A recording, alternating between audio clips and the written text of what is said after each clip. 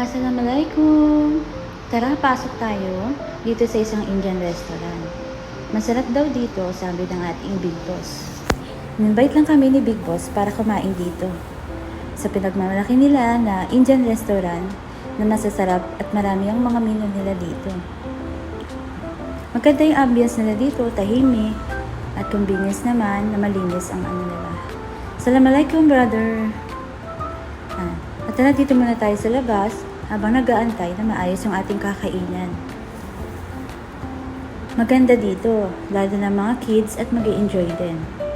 Ito nga, kami muna mag-iisip, bata muna habang kami nag-iintay. Marami din dito makikita magandang view sa loob at dito sa labas. Nakaka-relax at nakaka-fresh din. Maganda naman dito at maayos. Hi, kapalik, Mia. Quiz me.